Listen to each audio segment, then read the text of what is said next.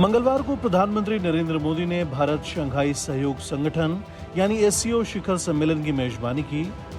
पाकिस्तानी प्रधानमंत्री शहबाज शरीफ की मौजूदगी में पीएम मोदी ने कहा कि कुछ देश सीमा पार आतंकवाद को अपनी नीतियों के औजार के रूप में इस्तेमाल करते हैं और आतंकवादियों को पनाह देते हैं तथा शंघाई सहयोग संगठन को ऐसे देशों की आलोचना करने में कोई संकोच नहीं करना चाहिए। प्रधानमंत्री ने कहा कि आतंकवाद क्षेत्रीय और वैश्विक शांति के लिए प्रमुख खतरा बना हुआ है। इस चुनौती से निपटने के लिए निर्णायक कार्रवाई की आवश्यकता है।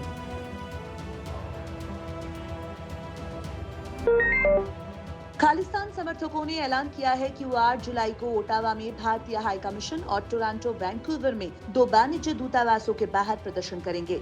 इसे लेकर भारत सरकार की तरफ से सख्त आपत्ति जताई गई है।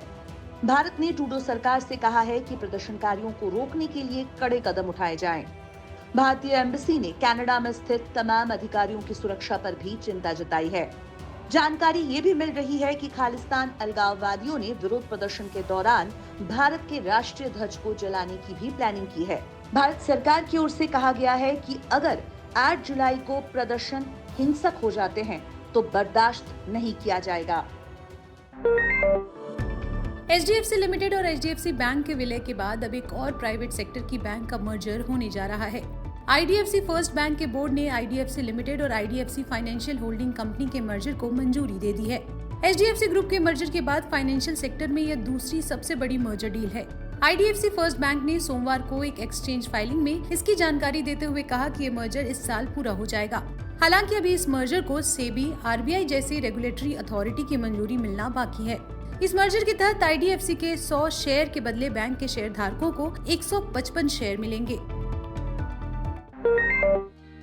एक्टर अजय देवगन ने मुंबई के अंधेरी वेस्ट में अपने ऑफिशियल काम के लिए 5 ऑफिस यूनिट्स खरीदे हैं।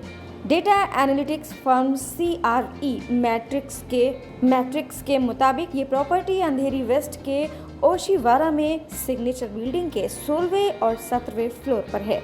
16वीं मंजिल पर स्थित 8,405 वर्ग फुट के 3 यूनिट्स की कीमत 30 करोड़ 35 लाख रुपए बताई जा रही है, जिसका स्टाम्प ड्यूटी 1 करोड़ 82 लाख रुपए का है। वहीं 17वीं मंजिल पर स्थित 4,893 वर्ग फुट के 2 यूनिट्स की कीमत 14 करोड़ 74 लाख रुपए की बताई जा रही है। मनी कंट्रोल की रिपोर्ट के मुताबिक एक्टर ने 2 साल पहले ही मुंबई के जुहू में 47 करोड़ 50 लाख रुपए का बंगला भी खरीदा था। बीसीसीआई इस समय चीफ सेलेक्टर के खाली पद को भरने के लिए आदर्श कैंडिडेट की तलाश कर रहा है। उम्मीद है कि बोर्ड इस साल वनडे वर्ल्ड कप के बाद टीम इंडिया की बदलाव योजना को मंजूरी दे दे। इसको लेकर बोर्ड के एक सीनियर अधिकारी ने इनसाइड स्पोर्ट को बताया कि चीफ सेलेक्टर का एक काम खिलाड़ियों से उनकी फ्यूचर की योजनाओं के बारे में बात करना है और रोहित शर्मा और विराट कोहली इससे अछूते नहीं हैं। उन्होंने कहा वो तब तक जारी रख सकते हैं जब तक वे चाहें। सभी महान खिलाड़ियों के पास अपनी योजनाओं पर विचार करने का समय होता है। 3 फॉर्मेट और आईपीएल में खेलना आसान काम नहीं होगा। बता दें कि टीम की योजना T20 वर्ल्ड कप 2024 के लिए 24 प्लेयर्स की एक कोर टीम बनाने की है, जिसमें हार्दिक पांड्या को व्हाइट बॉल फॉर्मेट में कप्तानी सौंपी जाने की संभावना है। हालांकि इसमें रोहित के शामिल होने की संभावना नहीं है, लेकिन कोहली की फिटनेस को देखते हुए उनके लिए संभावना अब भी बनी हुई है।